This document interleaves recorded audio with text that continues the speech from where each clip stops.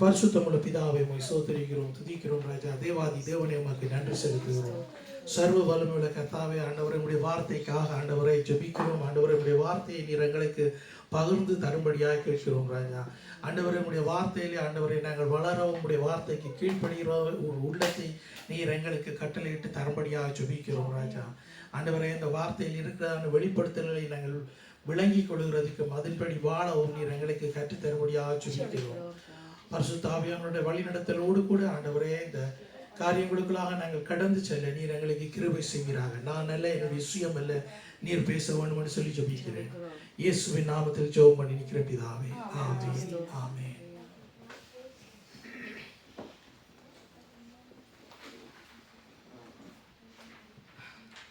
நாங்கள் இன்றைக்கு வரங்களை குறித்து நாங்கள் பார்ப்போம். எங்களுக்கு கொடுக்கப்பட்டதான வரங்கள் அதுகளை குறித்து நாங்கள் பார்ப்போம். அதிலே சொல்லப்படுகிறது வரங்கள் கொடுக்கப்படுகிறது என்னத்துக்கு கண்டால் அந்த வரத்தை பிரயோஜனப்படுத்துறது. அந்த வரத்தை பெற்றுக்கொண்டு சும்மா இருக்கிறதுக்கு வரங்கள் கொடுக்கப்படவில்லை. எல்லாருக்கும் ஏதாவது ஒரு டேலண்ட் இருக்கும். சும்மா சர்வசாதாரணமாக நாங்கள் பார்க்க போனால் சில பேர் நல்லா சமைப்பினோம், சில பேர் நல்லா உடுத்துவினோம், சில பேர் நல்லா மற்றவங்களுக்கு கவனிப்பாங்க, சில பேர் ஓடி ஓடி வேலை செய்வாங்க, எல்லாருக்கும் உதவி செய்து கொண்டிருப்பாங்க. இப்படியாக இதுகளெல்லாம் டேலண்டாக இருக்கிறது. ஆனால் ஆண்டவரிடத்திலிருந்து கொடுக்கப்படுகிறதான வரம் எங்களுக்குள்ளே கிரியை செய்ய வேண்டும். இது நாங்கள் இதுகளை கூட நாங்கள் பகுத்தறிவுறதுக்கு கூட எங்களுக்கு ஆண்டவர் புத்தியை தந்திருக்கிறார். நாங்கள் இன்றைக்கு வாசித்த பகுதியிலே ஒரு வசனத்தை நான் வாசிக்கிறேன் உங்களுக்கு. நீதிமொழிகளிலே 3வது அதிகாரம் 5வது வசனம் இப்படியாக சொல்லுகிறது: உன் சுய புத்தியின் மேல் சாயாமல் உன் முழு இருதயத்தோடும் கர்த்தரில் நம்பிக்கையாயிருந்து என்று சொல்லப்படுகிறது. 7வது வசனம் இப்படியாக சொல்லுகிறது: நீ உன்னை ஞானி என்று எண்ணாதே, கர்த்தருக்கு பயந்து தீமையை விட்டு விலகு. நாங்கள் வாசித்த வசனம் தான். இன்றைக்கு நாங்கள் வாசித்த வசனம் அந்த பகுதிகளே கணக்கே இருக்குது. நாங்கள் வாசிக்கிறது ரொம்ப நாங்கள் வாசிச்சுட்டு போவோம். ஆனால் அதிலே கணக்கு ஆண்டவர்களோடு பேசுகிறார். நாங்கள் எங்களுடைய சுய புத்தியிலே நாங்கள் சாயக்கூடாது. ஆண்டவர் எங்களுக்கு என்று சொல்லி வரத்தை தருகிறார். அந்த வரத்தை நாங்கள் அவரிடத்திலிருந்து பெற்றுக்கொள்ள வேண்டும். நாங்கள் எங்களுடைய சுய புத்தியிலே நாங்கள் நடந்து கொள்ளாதபடிக்கு கவனமாக இருக்க வேண்டும். தேவன் எங்களோடு கூட பேசுகிறவராய், தேவன் எங்களுக்குள்ளே வாசம் செய்கிறவராய் இருக்கிறார். அதன்படி நாங்கள் நடக்க வாழ கற்றுக்கொள்ள வேண்டும். தேவனை நாங்கள், அதாவது ஆவியானவர்களை வழிநடத்துவதோடு நாங்கள் அவருடைய வழிநடத்தலுக்கு ஈடாக நாங்கள் கடந்து செல்ல வேண்டும். இப்படியாக நாங்கள் வாழ்ந்து வருகிறோம். வரங்களை நாங்கள் எடுத்துக்கொண்டு நாங்கள் அதன்படி வாழ கற்றுக்கொள்ள வேண்டியதாக இருக்கிறது. அது மாத்திரமல்ல, நாங்கள் வரத்தை குறித்து கொஞ்சம் சிந்திக்க வேண்டும். அதன்படி நாங்கள் கொஞ்சம் எங்களுடைய இன்ஃபர்மேஷன்களை இன்னும் கொஞ்சம் கூட நாங்கள் எடுத்துக்கொள்ள வேண்டியதாகவும் இருக்கிறது. எங்களுடைய விருப்பங்களை கூட நாங்கள் அந்த வரங்கள்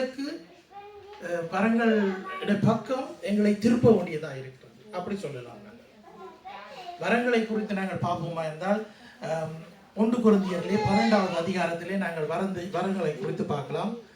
1. Korinther 12:8-12 kann man über die Gaben, Gottes Gaben, Geistesgaben kann man da rauslesen. Da gucken wir uns mal ein paar Stellen an. முதலாவதாக நீங்கள் வாசிங்க. எப்படியெனில் ஒருவனுக்கு ஆவியினாலே ஞானத்தை போதிக்கும் வசனமும், ஒருவனுக்கு ஆவியினாலே ஞானத்தை போதிக்கும் வசனம். அடுத்தது, வேறொருவனுக்கு அந்த ஆவியினாலே அறிவை உணர்த்தும் வசனமும், வேறொருவனுக்கு அந்த ஆவியினாலே அறிவை உணர்த்தும் வசனம், வேறொருவனுக்கு அந்த ஆவியினாலே விசுவாசமும், வேறொருவனுக்கு அந்த ஆவியினாலே விசுவாசமும், வேறொருவனுக்கு அந்த ஆவியினாலே குணமாக்கும் வரங்களும், வேறொருவனுக்கு அந்த ஆவியினாலே குணமாக்கும் வரங்களும், வேறொருவனுக்கு அற்புதங்களை செய்யும் சக்தியும், அற்புதங்களை செய்யும் சக்தியும், வேறொருவனுக்கு தீர்க்க தரிசனம் உரைத்தலும், வேறொருவனுக்கு ஆவிகளை பகுத்தறிதலும், ஆவிகளை பகுத்தறிவதிலும், வேறொருவனுக்கு பற்பல பாஷைகளை பேசுகிறதிலும், வேறொருவனுக்கு பாஷைகளை வியாக்கியானம் பண்ணுதலும் அளிக்கப்படுகிறது. பாஷைகளை வியாக்கியானம் செய்கிறதும் அளிக்கப்படுகிறது. அப்ப நாங்க இதுல பார்த்தோம், இவ்வளவு வரமும் இந்த இடத்திலே குறிப்பிடப்பட்டிருக்கிறது. இந்த வரங்களிலே நீங்கள் இதை நாங்கள் இப்போது நாங்கள் கவனித்தோம். இந்த வசனத்தை நாங்கள் பார்த்தோம். இதில் என்னென்ன வரம் உங்களுக்கு நீங்கள் வாசித்துட்டு போய்களே உங்களுக்கு எந்த வரத்திலே உங்களுக்கு பிரியமாக இருக்கிறது என்று நீங்கள் எனக்கு சொல்லுங்க பார்ப்போம்.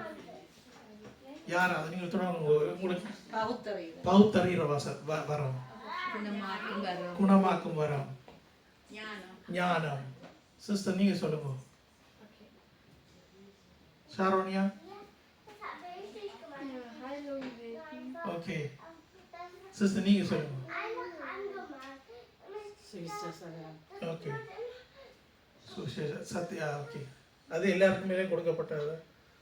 அதாவது நாங்கள் இதை வாசிச்சுட்டு போய்க்கல, இந்த வசனத்தை நாங்கள் சும்மா மேலோட்டமாக வாசிச்சுட்டு போகக்கூடாது. வாசிக்கலே எனக்கு அந்த வசனத்திலே பிரியம் உண்டாக வேண்டும். Das heißt, wenn wir diese Gaben, Geistesgaben lesen, dann müssen wir schon diese Neigung haben, was möchte ich gerne haben. Das sind 9 Gaben, die wir lesen können. Was möchte ich denn da haben? எந்த வரம் எனக்கு பிரியமாக இருக்கிறது, எந்த வரத்திலே நான் பிரியமாக இருக்கேன். ஒரு ஆளுக்கு ஒரு வரம் தான் வேணும் இல்லை.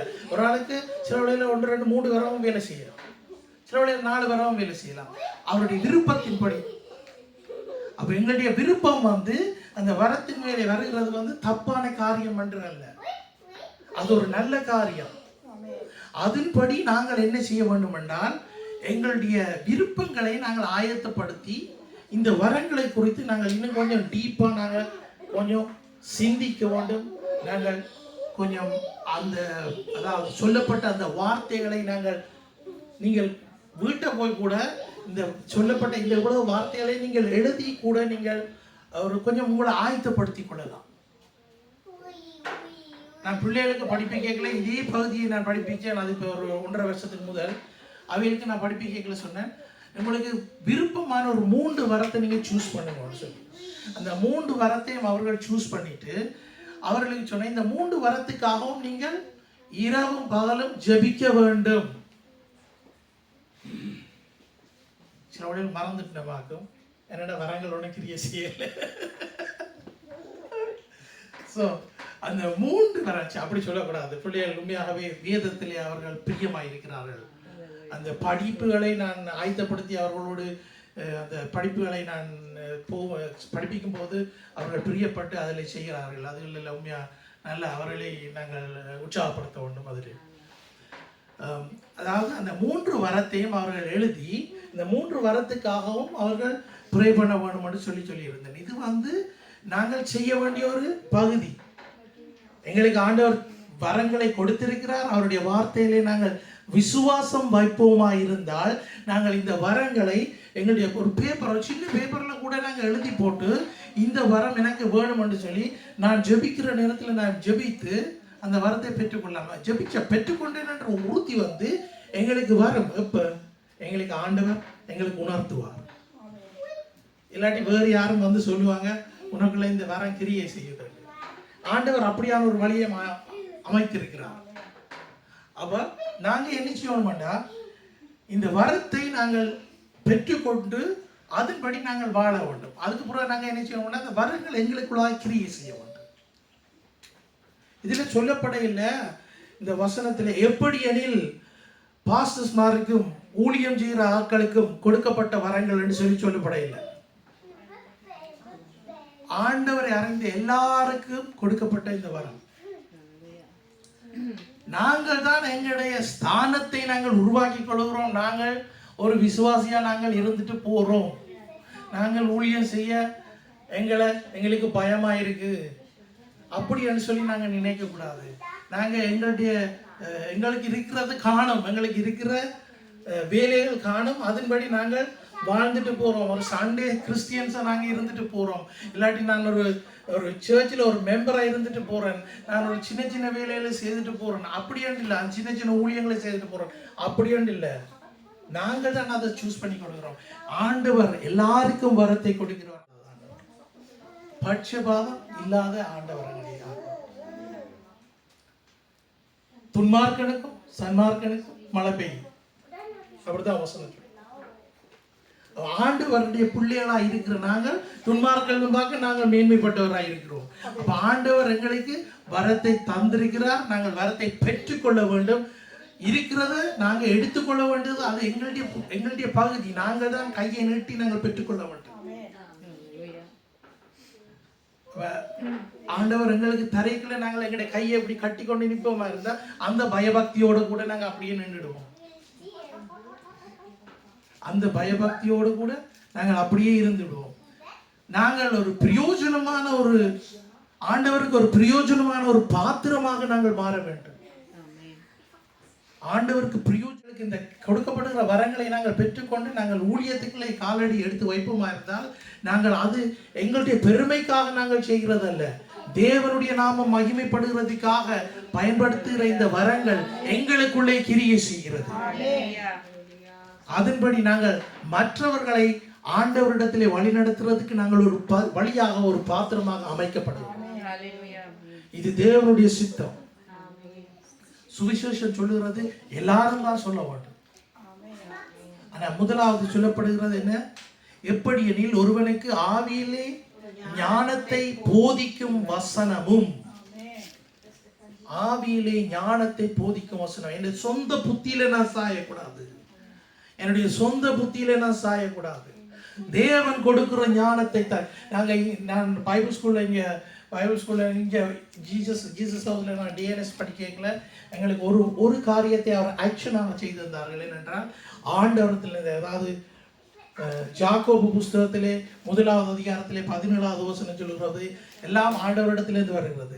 அந்த அங்கிருந்து வந்து அதாவது 2 கரங்களை நாங்கள் உயர்த்தி தேவனிடத்திலிருந்து நாங்கள் பெற்றுக்கொண்டு எங்களிடத்திலிருந்து மற்றவர்களுக்கு போகிறது. கிண்டர்கார்டன் பிள்ளைகளுக்கு படிப்பிக்குமா போல நாங்கள் படிப்பிக்க மாட்டோம். எல்லாம் அதாவது பிதாவினிடத்திலிருந்து எங்களுக்கு வந்து நாங்கள் அதை வச்சிருக்கோம். எங்கிட்ட இருந்து மற்றவர்களுக்கு போகிறோம். தேவனுடைய ராஜ்யம் ஒரு கோபுரம், பாபேல் கோபுரம் போல நேராக கட்டப்படக்கூடாது. அது பரவலாக கட்டப்பட வேண்டும். அப்படி கட்டப்பட்டது உடைக்கப்பட்டது. ஆனால் இதை உங்களுடைய சிந்தனைக்கு நீங்கள் எடுத்துக்கொள்ளுங்க. நீங்க இருக்கிற இடம், நீங்க இருக்கிற வீடு, பக்கத்து வீட்டுக்காரர் ரட்சிக்கப்பட இல்லை. அப்ப நாங்க பக்கத்து வீட்டுக்காரனுக்கு சொல்றோம். அதே இதை அந்த பக்கத்து வீட்டுக்காரன் ரட்சிக்கப்பட்டால் அதை மற்றவனுக்கு சொல்றாங்க. இப்படியே போய்க்கல அந்த ஏரியா ஃபுல்லா ரட்சிப்புக்குள்ளாக வருது. அந்த ஸ்டார்ட் ஃபுல்லா ரட்சிப்புக்குள்ளாக வருது. அந்த அதாவது என்ன மாகாணம் ஃபுல்லா ரட்சிப்புக்குள்ளாக வருது. இதுதான் தேவனுடைய விருப்பம். ஆண்ட மனுஷன் என்ன செய்யறாங்கன்னா இங்க இருந்தோன்னு அங்க போறதுக்கான வழியை ஆயத்தப்படுத்தி ஃபெயிலியரா போய் கொண்டிருக்கு. ஆண்டவர் எங்களை ஒரு குறிப்பிட்ட காலம் மட்டும் எங்களை இங்க வச்சிருக்கிறார். இந்த குறிப்பிட்ட காலத்துக்குள்ள ஆண்டவருடைய சித்தத்தை நான் செய்ய வேண்டும். தேவனுடைய சித்தத்தை என்னுடைய வாழ்க்கையிலே நான் செய்ய வேண்டும். தேவனுடைய சித்தம் என்னுடைய வாழ்க்கையிலே செய்யப்படும். நாங்கள் ஜெபிக்கல, நாங்கள் எப்படி ஜெபிக்கலாம்? ஆண்டவரே உம்முடைய சித்தம் எங்களுடைய வாழ்க்கையிலே நிறைவேற வேண்டும். உம்முடைய சித்தம் எங்களுடைய வாழ்க்கையிலே முதலாவது இடத்திலே Priorität Nummer 1 sollte sein, was möchte in unserem Leben. Nicht, dass wir jetzt gläubig werden, dass wir diesen ewiges Leben haben, sondern was für ihn wichtig ist. Das sollte Priorität Nummer 1 sein in unserem Leben. அப்படியாக நாங்கள் நடந்து கொள்ள வேண்டும். அப்போ கொடுக்கப்பட்ட அந்த 9 வரத்தையும் நாங்கள் தொடர்ந்து நாங்கள் என்ன செய்ய வேண்டும் என்றால் நாங்கள் இந்த பகுதியை நீங்கள் திரும்பவும் வீட்டை போய் நீங்கள் இன்னும் ஆராய்ந்து அறியுங்கள். இதில் ஆராய்ந்து கொண்டு போய்களே ஆண்டவர் வசனத்தை சொல்லுற இந்த வரம் தான் உனக்கு பிரியமான வரம் என்று ஆண்டவர் உங்களுக்குள்ளே உணர்த்துவார், உங்களோடு பேசுவார். அவர் எங்களோடு பேசுகிற தேவனாய் இருக்கிறார். ஹல்லேலூயா. இதிலே நீங்க உங்களுக்கு இதிலே கணக்க வாசிக்கிறதுக்கு இருக்குது. எங்க அடுத்த வசனத்தை நாங்கள் பார்ப்போம். 1 கொரிந்தியர் 12வது அதிகாரம் 28வது வசனம் என்ன சொல்லுகிறது? தேவனானவர் சபையிலே முதலாவது அப்போஸ்தலரையும் 2வது தீர்க்கதரிசிகளையும் 3வது போதகர்களையும் பின்பு அற்புதங்களையும், பின்பு குணமாக்கும் வரங்களையும், ஊழியங்களையும், ஆளுகைகளையும், பலவித பாஷைகளையும் ஏற்படுத்தினார். ஆமென். ஹalleluya. தேவனானவர் சபையிலே முதலாவது அப்போஸ்தலர்களையும், இரண்டாவது தீர்க்கதரிசிகளையும், போதகர்களையும், அற்புதங்களையும், குணமாக்கும் வரங்களையும், ஊழியங்களையும், ஆளுகையையும், பலவித பாஷைகளையும் ஏற்படுத்தினார். இப்படியாக சொல்லப்படுகிறது. அதாவது இந்த 5 ஊழியங்களை குறித்து நாங்கள் இதில் கவனிக்கக்கூடியதாக இருக்கிறது. அதாவது அப்போஸ்தலரை குறித்து நாங்கள் பார்ப்போமா இருந்தால், அப்போஸ்தலர்கள் என்ன செய்தார்கள்? தேவனுக்காக காத்திருந்தார்கள். ஆண்டவரிடத்தில் எல்லாத்தையும் படிச்சுட்டு அதில் படித்ததை அவர்கள் அபியாதப்படுத்துவது முதல் அவர்கள் என்ன செய்வார்கள்? காத்திருந்து உன்னதத்திலிருந்து அவர்களுக்கு கொடுக்கப்பட்ட அந்த வல்லமை நிமித்தம் புறப்பட்டு சென்றார்கள். அந்த கெடுல்ட் வேணும் எங்களுக்கு. அதாவது நாங்கள் படிக்கிறதுக்கு ஒரு காலம் இருக்கு, அந்த படித்ததை நாங்கள் மற்றவர்களுக்கு நாங்கள் எடுத்து சொல்றதுக்கு ஒரு காலம் இருக்கு. அப்ப படிச்சு கொண்டு போய்களே சில பேர் முந்திரிக்கணும். எனக்கு எல்லாம் தெரிய மாட்டேட்டு உடனே செய்வேன், நான் போய் வெளியில போய் நான் செய்வேன். ஆண்டவருடைய அழைப்புதல் இல்லாமல் ஊழியத்துக்கு நாங்கள் காலடி எடுத்து வைக்கக்கூடாது. ஆண்டவருடைய அழைப்புதல் இல்லாமல் நாங்கள் ஊழியத்துக்குள்ளே காலடி எடுத்து வைக்கக்கூடாது. அதுக்காக அழைப்புதலுக்காக நாங்கள் காத்திருந்து ஜெபம் பண்ணி ஆண்டவர் கட்டாயம் பேசுவார். ஆண்டவர் பேசுறது வேணவர். அவர் எங்களுக்கு அதாவது உண்மையான தேவன் இல்லை, எங்களுடைய தேவன். அதுக்கேற்ற மாதிரிக்கு நாங்கள் என்ன செய்யணும்னா, நாங்கள் எங்களை ஆயத்தப்படுத்தி கொண்டிருக்க வேண்டும். ஆயத்தப்படுத்தி தேவனிடத்திலே எங்களை ஒப்பு கொடுக்க வேண்டியதாக இருக்கிறது. உன்னதத்திலிருந்து கிடைக்கிறதான பலன் எங்களுக்கு ஒரு முக்கியமான ஒரு காரியமாக இருக்கிறது. நாங்கள் எங்களுடைய பலத்திலே நாங்கள் ஒரு கொஞ்ச காலம் ஓடுவோம், எங்களுடைய பலத்திலே நாங்கள் ஒரு கொஞ்ச காலம் ஜெபிப்போம், எங்களுடைய ஜெபத்திலே நாங்கள் ஓடி எங்களுடைய நேரங்களை செலவழித்து எங்களுடைய பலத்தை செலவழித்து நாங்கள் ஆண்டவருக்காக ஊழியம் செய்வோம். ஆனால் உன்னதத்திலிருந்து கிடைக்கப்படுகிற பலன் எங்களுக்கு அது நித்தியமாக இருக்கிறது. அந்த நித்தியமான அந்த பலத்தோடு கூட ஆண்டவர் எங்களை சும்மா இருக்க விட மாட்டார். தொடர்ந்து நாங்கள் தேவனுக்காக நாங்கள் பிரயாசப்படுகிறவர்களாயே நாங்கள் இருப்போம். அதுக்கு பிறகு எங்களுடைய வாழ்க்கையை நாங்கள் பெருசா சிந்திக்க மாட்டோம். எங்களுடைய வாழ்க்கையை நாங்கள் ஆண்டவர் சொல்லியிருக்கிறார், அதாவது அடுத்த நாளை குறித்து நாங்கள் சிந்திக்க தேவையில்லை. அவரை எங்களை எல்லாத்துக்கும் போஷிப்பார், அவர் எங்களை வழி நடத்துவார். நாங்கள் எங்களுக்கு மற்ற நாளை குறித்து மற்ற இதுகளை குறித்து எங்களுக்கு கவலையே இருக்காது. ஏனென்றால் எங்களுடைய முழு எய்மும் ஆண்டவருடைய ராஜ்யத்தை கட்டுகிறதாய்த்தான். அப்படியான ஒரு வாழ்க்கைக்குள்ளாக நாங்கள் கடந்து செல்லுவோம். அடுத்த வசனத்தை நாங்கள் கவனிப்போம். எபேசியர்லே 4வது அதிகாரம் 11வது வசனம். அதுல 11, 12 வாசிங்க. மேலும் நாம் அனைவரும் தேவனுடைய குமாரனை பற்றும் விசுவாசத்திலும் அறிவிலும் ஒருமைப்பட்டவர்களாகி கிறிஸ்துவினுடைய நிறைவான வளர்ச்சியின் அளவுக்கு தக்க பூரண புருஷராகும் வரைக்கும் பரிசுத்தவான்கள் சீர்பொருந்தும் பொருட்டு சுவிசேஷ ஊழியத்தின் வேலைக்காகவும் கிறிஸ்துவின் சரீரமாகிய சபையானது பக்தி விருத்தி அடைவதற்காகவும் உலகத்துக்காகவும் நாங்கள் எங்களை அர்ப்பணிக்கிறோம். அதாவது பரிசுத்தவான்கள் சீர்பொருந்து பட்டும் சுவிசேஷ ஊழியம் வேலைக்காக கிறிஸ்துவின் சரீரமான சபையிலே நாங்கள் பக்தி விருத்தியாக இருக்கிறோம். இப்படியாக நாங்கள் எங்களை அர்ப்பணிக்க வேண்டியதாக இருக்கிறது. மேலும் நாங்கள் அனைவரும் தேவனுடைய குமாரனை பற்றிய விசுவாசத்தினால் தேவனுடைய குமாரனாலே தான் எங்களுடைய விசுவாசம் முழுக்க அவர்களே தான் வைத்திருக்கிறோம். முழுவதும் நாங்கள் தேவன் இயேசு கிறிஸ்துவை அண்டி இருக்கிற விசுவாசம், வேற ஒன்றுமே இல்லை. அவரை குறித்த அந்த விசுவாசத்திலே நாங்கள் ஓடிக்கொண்டிருக்கிறோம். அவர் தான் எங்களுக்கு சொன்னார், நான் போய் உங்களுக்கு ஒரு தேற்றவாளனை அனுப்புவேன். நான் உங்களுக்கு மத்தேயுவில் எழுதப்பட்டிருக்கிறது, மார்க்கில் எழுதப்பட்டிருக்கிறது என்று, நீங்கள் புறப்பட்டு போய் சகல ஜாதிகளையும் சீஷராக்கி பிதா குமாரன் பரிசுத்த ஆவியின் ஞானத்தினால் ஞானஸ்தானம் கூட புறப்பட்டு போய் சகல ஜாதிகளையும் சீஷராக்கி பிதா குமாரன் பரிசுத்த ஆவியின் நாமத்தினாலே அவர்களுக்கு ஞானஸ்நானம் கொடுத்து நான் உங்களுக்கு கட்டளையிட்ட யாவையும் அவர்கள் கைக்கொள்ளும்படி அவர்களுக்கு உபதேசம் பண்ணுங்கள். இதோ உலகத்தின் முடிப்பறிந்தும் சகல நாட்களிலும் நான் உங்களுடனே கூட இருக்கிறேன். இந்த சுவிசேஷம் எல்லாரும் செய்ய வேண்டியது. ஆனால் வரங்களை ஆண்டவர் எங்களுக்கு கொடுக்கிறார். இந்த வரங்கள் இருந்தால் தான் நாங்கள் சுவிசேஷத்தை நாங்கள் சொல்லுகிறோம். ஆனால் கிரியைகள் வெளிப்படும் எங்களுக்கு. இப்போ நாங்கள் போய் சுவிசேஷத்தை சொல்லிக்கல, வருத்தத்தோடு இருக்கிறார்கள், நோயோடு பிரச்சனைப்பட்டு கொண்டிருக்கிறார்களுக்கு நாங்கள் போய் சுவிசேஷத்தை சொல்லிக்கல, என்னென்று நாங்கள் சுவிசேஷத்தை சொல்லுவோம். ஆண்டவர் உங்களை நேசிக்கிறானா, அவர் சொல்லுவாங்க நீ போய் உங்களுடைய வேலையை பாருன்னு தான் சொல்லுவார். ஆண்டவர் உங்களுக்காக மரித்தார், உங்களுடைய நோய்களை எல்லாம் அவர் ஏற்றுக்கொண்டார் என்று. அடுத்தது எங்கிட்ட இருக்கிற கீ இருக்குல்ல, என்ன கீ இருக்கு? குணப்படுத்துகிற வரம். குணப்படுத்துகிற வரம். அப்போ நாங்கள் என்ன செய்வோம்? நான் உங்களுக்காண்டி ஒருக்கா ப்ரே பண்ணட்டா அப்படி கேட்டுட்டு அவனுக்கு நாங்கள் ஜெபிக்கிறோம். ஜெபிக்கல நான் அற்புதம் செய்கிறேன், தேவன் அற்புதம் செய்கிறார்.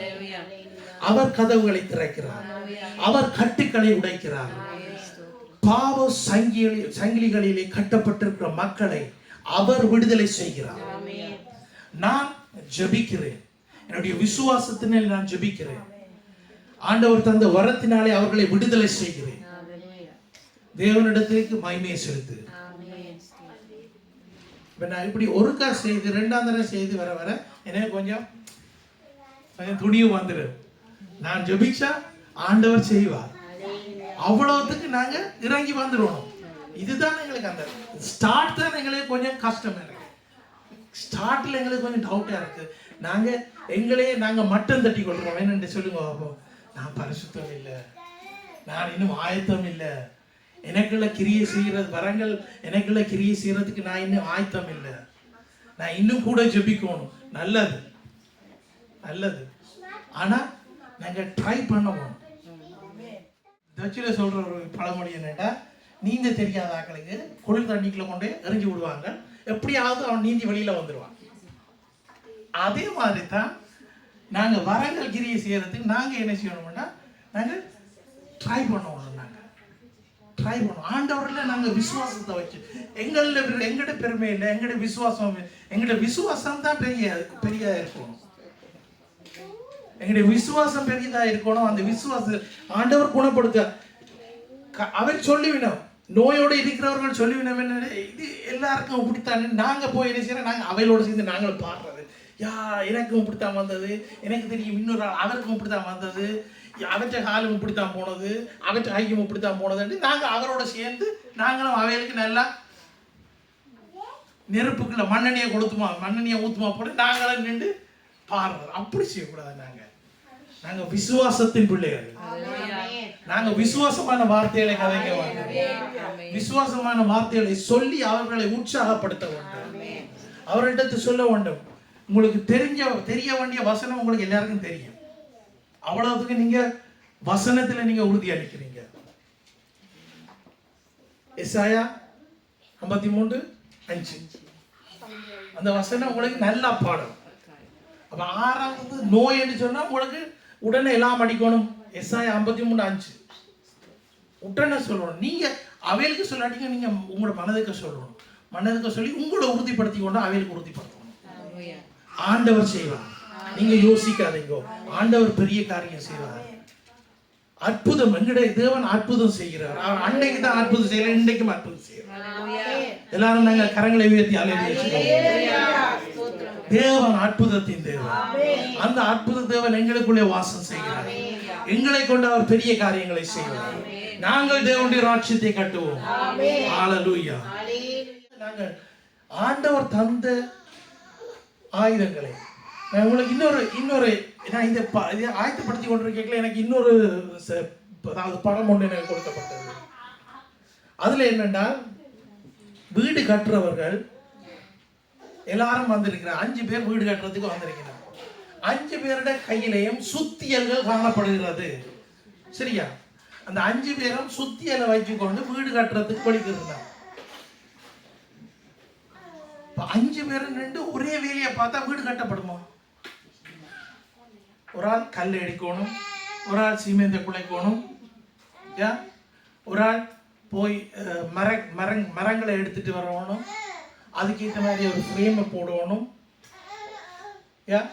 இப்படி செய்தால் தான் ஒவ்வொருத்தரும் ஒவ்வொருடைய வேலைகளை செய்தால் தான் அந்த வீடு கட்டப்படும். அதுக்கு பிறகு கட்டி முடிஞ்ச அப்புறம் 5 பேரும் அந்த கட்டின வீட்டை பார்த்து ஹம்பிய கூட்டுக்க மாட்டேன்னு சொல்லிடுங்க. 3 பேரும் சுத்தியலை வச்சுக்கொண்டு நான் தான் சுத்தியலால் ஆணி அடிக்க போறேன்னா அது நடக்காத காரியம். 3 பேரும் சுத்தியலை வச்சுக்கொண்டு ஒரு வேலை செய்யலாது. அதாவது ஒரு ஆளுக்கு சுப்கார வேணும், ஒரு ஆளுக்கு சிமெண்ட் வேணும், ஒரு ஆளுக்கு ஷாஃபிள் வேணும். அப்போ இப்படின்னு சொல்லி ஒவ்வொருவரும் தங்கட ஆயுதங்கள் இப்படி எங்களுக்கு கொடுக்கப்படுகிறது என்ன இப்படியான இதுகள் தான். வரங்களின் நிமித்தம் எங்களுக்கு கொடுக்கப்படுகிறதான இந்த ஆயுதங்களை நாங்கள் எடுத்துக்கொண்டு ஆண்டவருக்கு என்று ஆண்டவருடைய ராட்சியத்தை கட்டுறதுக்கு எங்களை நாங்கள் ஆயுதப்படுத்திக் கொள்ள வேண்டும். அதுக்கேற்ற மாதிரிக்கு நாங்கள் ஆண்டவர் தருகிற வழியில நாங்கள் போய் ஜனங்களை சந்தித்து ஜனங்களை தேவனுடைய ராட்சியத்துக்காக நாங்கள் அழைத்துக் கொண்டு வர வேண்டியதாக இருக்கிறது. இப்படியாக நாங்கள் பார்த்துக் கொள்ளலாம். நாங்கள் ரோமர் 12வது அதிகாரம் 6வது 7வது வசனத்தை நாங்கள் வாசிக்க கேட்போம். நமக்கு அருளப்பட்ட கிருபையின் படியே நாம் ஒவ்வொருவரான வரங்கள் உள்ளவர்களான படியினாலே நம்மில் தீர்க்க தரிசனம் சொல்லுகிற வரத்தை உடையவன் விசுவாச பிரமாணத்துக்கு ஏற்றதாக சொல்ல கடவன். ஊழியம் செய்கிறவன் ஊழியத்திலும், போதிக்கிறவன் போதிக்கிறதிலும், புத்தி சொல்லுகிறவன் புத்தி சொல்லுகிறதிலும் கருத்திருக்க கடவன். பகிர்ந்து கொடுக்கிறவன் வஞ்சனை இல்லாமல் கொடுக்க கடவன். முதலாளியானவன் ஜாக்கிரதையாய் இருக்க கடவன். இரக்கம் செய்கிறவன் உற்சாகத்துடனே செய்ய கடவன். அல்லேலூயா. வாசித்த வசனங்களை எல்லாம் கேட்டீங்க தானே? அந்த வசனத்தின்படி நமக்கு அருளப்பட்ட கிருபையின் படியோ நாம் வெவ்வேறு வரங்களை உள்ளவர்களான படியினால் நம்மில் தீர்க்க தரிசனம் சொல்லுகிற வார்த்தை உடையவன் வரத்தை உடையவன் அதை செய்ய வேண்டும். இப்போ தீர்க்க தரிசனம் சொல்றான், தீர்க்க தரிசனத்தை சொல்லணும். அதை பகுத்தறிகிறான், அதை விளக்கி சொல்ல வேண்டும். அதே மாதிரி புத்தி சொல்றான், புத்தியை சொல்ல வேண்டும். இப்படியாக ஒவ்வொருவருக்கும் கொடுக்கப்படுகிற அந்த வரங்கள் இப்படியே இருந்துட்டு நாங்கள் சொல்லலாம், ஓகே நாங்கள் நாள்தோறும் நாங்கள் ஞாயிற்றுக்கிழமை சர்வீஸுக்கு வந்து போகிறோம், எனக்கு இந்த வரம் கிரியை செய்யுதுன்னு சொல்லி எனக்கு தெரியாதுன்னு சொன்னால் அதுக்கும் கூட ஆண்டவர் ஒரு வழியை அமைத்திருக்கிறார். நாங்கள் பார்த்த 1 கொரிந்தியர் 12வது அதிகாரம் சொல்லப்பட்டுகிற வசனங்கள் அவ்வளோத்தையும் நாங்கள் கேட்டுட்டு போகக்கூடாது. வீட்டை போய் நாங்கள் ஆராய்ஞ்சு பார்க்கணும். ஆண்டவரே எனக்கும் ஒரு வரம் வேணும், நானே சும்மா இருக்கணும், நானே சபையில் நான் சும்மா இருக்கணும். எங்களுடைய அப்பா எல்லாருக்கும் ஒழுங்காக எல்லாத்தையும் கொடுக்கிறது, நானே சும்மா இருக்கணும், எனக்கும் வரம் வேணும்னு சொல்லி நாங்கள் எங்களை ஆயத்தப்படுத்தி ஆராய வேண்டும். எனக்கு விருப்பமான வரம் ஆவிகளை பகுத்தறிகிற வரம், குணமாக்கும் வரம், தீர்க்க தரிசன வரம். இது 3 எனக்கு விருப்பமான வரம். வேற மீதும் கூட தந்தாலும் பரவாயில்ல, தரட்டு நான் வேண்டிக் கொள்வேன்.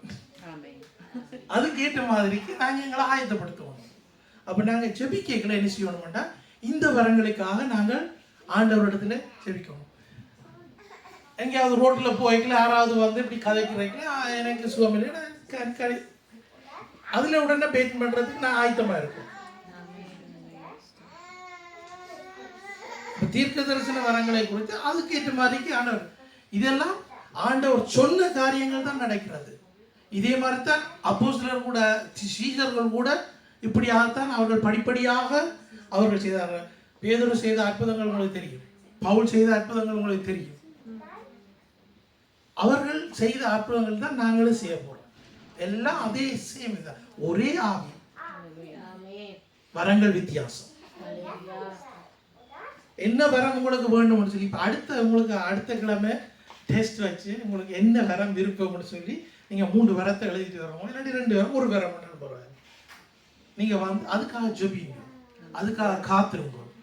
அதை நீங்கள் உங்களுடைய ஜெப இதில் ஆயத்தப்படுத்தி அதுக்காக உங்களை அர்ப்பணிங்க. ஆண்டவரை எனக்கு இந்த வரம் கிரியை செய்ய வேண்டும், இந்த வரம் எனக்கு தேவைன்னு சொல்லி அப்படியாக ஆண்டவரிடத்தில் அர்ப்பணித்து நாங்கள் ஆண்டவரிடத்திலிருந்து நாங்கள் இன்னும் பெற்றுக்கொள்ளலாம். அடுத்தது வரங்களின் அதாவது பிரயோஜனம் நோக்கங்கள் என்று சொல்லலாம். அதில் சொல்லப்படுகிறது 1 கொரிந்தியர் 12வது அதிகாரம் 7வது வசனம், ஆவியினுடைய அனுக்கிரகம் அவனுடைய பிரயோஜனத்துக்கென்று அளிக்கப்படுகிறது. சோ ரோமரிலே சொல்லப்படுகிறது 12வது வசனம் 12வது அதிகாரம் 5வது வசனம், அது வாசிங்க. அநேகராகிய நாமும் கிறிஸ்துவுக்குள் ஒரே சரீரமாய் இருக்க ஒருவருக்கொருவர் அவயவங்களாய் இருக்கிறோம். நாங்கள் கிறிஸ்துவுக்கு என்னவா இருக்கிறோம்? கிறிஸ்துவுக்குள் ஒரே சரீரமாய் இருக்கிறோம். ஆனா ஒருவருக்கொருவர் அவயவங்களாய் இருக்கிறோம். கிறிஸ்துவுல நான் கிறிஸ்துவை நேசிக்கிறேன், ஆனா உன்னோட எனக்கு சரி வராதுன்னு சொன்னா அவர் கிறிஸ்துவில இல்லைன்னு சொல்லலாம். நான் கிறிஸ்துவை நேசிக்கிறேன், அந்த சிஸ்டரை பிடிக்காது, இந்த பிரதரை பிடிக்காதுன்னா நாங்க கிறிஸ்துவில இல்லைன்னு அர்த்தம். அப்படி இருக்கக்கூடாது. 1 பேதுரு 4வது அதிகாரம் 10வது வசனம், அவனவன் பெற்ற வரத்தின்படியே நீங்கள் தேவனுடைய பற்பல கிருபையுள்ள ஈவுகளை பகிர்ந்து கொடுக்கும் நல்ல உக்கிரானக்காரர் போல ஒருவருக்கொருவர் உதவி செய்யுங்கள். அடுத்தது வரங்களை நாங்கள் பெற்றுக்கொண்டு நாங்கள் ஒருவருக்கொருவர் உதவி செய்ய வேண்டியதாக. வரங்களை நாங்கள் பெற்றுக்கொண்டோம்னா நாங்கள் ஒருவர், அப்ப வரங்களை பெற்றுக்கொண்டா அப்ப எங்களுக்குள்ளேயும் ஆட்கள் இருக்கணும். அதாவது வியாதிகளோடு கவலைகளோடு பிரச்சனைகளோடு இருந்தால் அவர்களுக்கு நாங்கள் உதவி செய்ய வேண்டியதாக இருக்கிறோம். நாங்கள் வெளியில தான் கட்டாயம் போய் எங்களுடைய வரத்தை விளக்கி காட்டணும் இல்லை, சபைகளே நாங்கள் செய்யலாம். சபைகளே நாங்கள் ஒருவருக்கு ஒரு உதவியாக இருக்கோம். ஒரு ஐக்கியம் இருக்க வேண்டும். இந்த ஐக்கியத்திலே நாங்கள் இணைந்திருக்க வேண்டும். நாங்கள் இணைந்திருந்தால் தான் இப்படியான ஒரு காரியம் நடக்கும். பாருங்கள், இந்த படத்தில் காட்டப்படுகிற ஒரு காரியம் என்னவென்றால், வித்தியாசமான கலர் இருக்கிற கரங்கள் காட்டப்படுகிறது. இந்த வித்தியாசமான கலர் இருக்கிற கரங்களிலே புசுல் கையிலே கொடுக்கப்பட்டிருக்கிறது. அந்த புசுல்கள் இணைக்கப்படுகிறது நிமித்தம் தான் ஒருமைப்பாடு, ஒரு ஐக்கியம் உண்டாகிறது. இது நிமித்தம் தான் தேவனுடைய சபை கட்டப்படும்.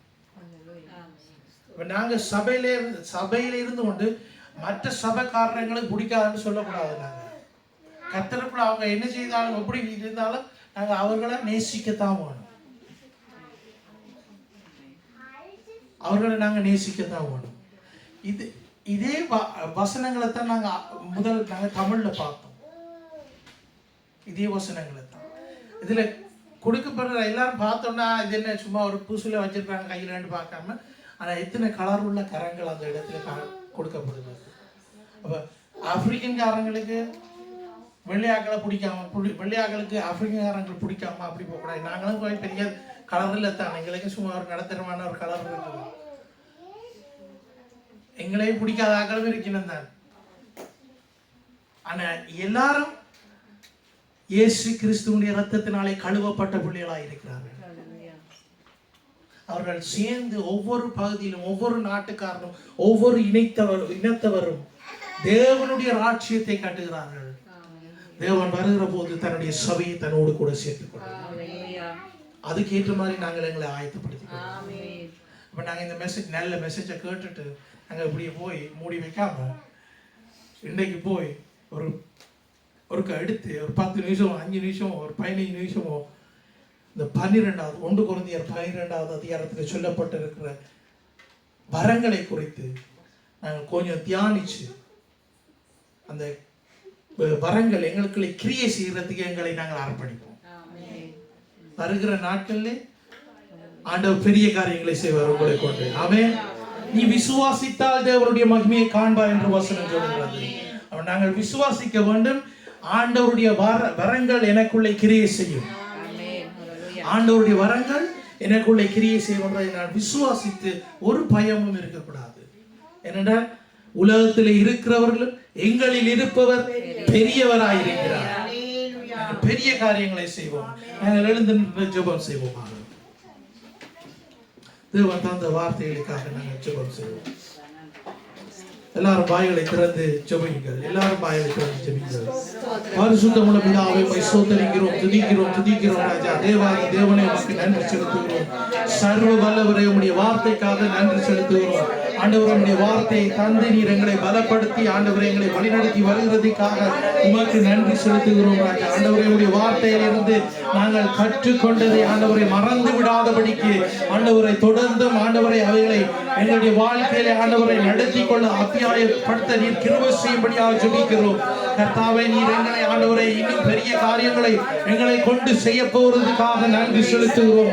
ஆண்டவரே இந்த சபையின் எல்லைகளை விஸ்தாரமாக்கும்படியாக ஜெபிக்கிறோம். ஆண்டவரே சபையின் எல்லைகளை விஸ்தாரமாக்குவீராக ராஜா. கர்த்தாவே இந்த சபையில இன்னும் ஆசனங்கள் உண்டு. ஆண்டவரே இந்த ஆசனங்களை நீர் நிரப்புவீராக ராஜா. ஆண்டவரே இந்த டிஸ்ட்ரிக்ட் நகரத்திலே இருக்கிறதான ஜனங்கள் ஆண்டவரே மனம் திரும்பி ஆண்டவரே இந்த இடத்திலே வந்து ஆண்டவரே உம்மை ஆராதிக்க நீர் கிருபை செய்யும்படியாக ஜெபிக்கிறோம். ஆண்டவரே இந்த இடத்திலே புதிய ஆத்துமாக்களை நீர் கொண்டு வருகிறதுக்காக நன்றி. ஆண்டவரே புதிய ஆத்துமாக்களை இந்த இடத்திலே கொண்டு வர போகிறதுக்காக நன்றி செலுத்துகிறோம். கர்த்தாவே எங்களுடைய கண்கள் காண எங்களுடைய காதுகள் கேட்க நீர் அற்புதங்களை செய்ய போகிறதுக்காக நன்றி செலுத்துகிறோம். நீர் செய்து விட்டதுக்காக நன்றி செலுத்துகிறோம். அறுவடையின் காலத்திலே நாங்கள் நின்று கொண்டிருக்கிறோம் சுவாமி. கர்த்தாவே ஆத்துமாக்களை அறுவடை செய்ய நீர் கிருபை செய்யும்படியாக ஜெபிக்கிறோம். கர்த்தாவே ஒவ்வொருத்தரிடத்திலும் ராஜா ஆண்டவரே இந்த இடத்திலே நிற்கிற ஒவ்வொரு குடும்பங்களின் இடத்திலும் ராஜா ஆண்டவரே நீர் தாமே புதிய ஆத்துமாக்களை ஆண்டவரே அனுப்பும்படியாக ஜெபிக்கிறோம். ஆண்டவரே இவர்களுக்கு கூட இந்த இடத்திலே ஆண்டவரே புதிய ஆத்துமாக்கள் வந்து ஆண்டவரை கலந்து கொண்டு உம்மை ஆராதிக்க கிருபை செய்யும்படியாக ஜெபிக்கிறோம். இதோ வருத்தப்பட்டு பாரம் சுமக்கிறவர்களே எல்லாரும் என்னிடத்திலே வாருங்கள் என்ற வார்த்தை சுவாமி ஆண்டவரை இந்த இடத்திலே நிறைவேறும். ஆண்டவரை ஜனங்கள் இந்த இடத்திலே வந்து உம்முடைய அற்புத அதிசய அடையாளங்களை ஆண்டவரை காண கிருபை செய்யும்படியாக ஜெபிக்கிறோம் ராஜா. ஆண்டவரை நீர் கிருபையாய் ஆண்டவரை பிள்ளைகளை நீர் ஆயத்தப்படுத்துவீராக. பிள்ளைகளை நீர் ஆயத்தப்படுத்துவீராக சுவாமி. புதிய ஊழியக்காரர்களை ஆண்டவரை இந்த ஆண்டவரை சபையை நீர் எழுப்பி தரும்படியாக ஜெபிக்கிறேன் ராஜா. ஆண்டவரை புதிய ஊழியக்காரர்களை எழுப்பி தரும்படியாக ஜெபிக்கிறேன். உடன் ஊழியக்காரர்களை எழுப்பி தரும்படியாக ஜெபிக்கிறேன் ராஜா. ஆண்டவரை நாங்கள் ஆண்டவரை ஜெபிக்கிற ஜெபங்களை கேட்டு நீர் மாறுதல்களை நீர் கட்டளையிடுகிறதுக்காக நன்றி. அற்புதங்களை செய்கிறதுக்காக நன்றி செலுத்துகிறோம். இயேசுவின் நாமத்தினாலே நாங்கள் ஜெபிக்கிறோம். கர்த்தாவே உமக்கு நன்றி நன்றி நன்றி நன்றி செலுத்துகிறோம். கர்த்தாவே உம்மை ஸ்தோத்திரிக்கிறோம். இயேசு கிறிஸ்துவின் வல்லமையுள்ள நாமத்தினாலே ஜெபம் பண்ணி நிற்கிற பிதாவே. ஆமென் ஆமென் ஆமென்.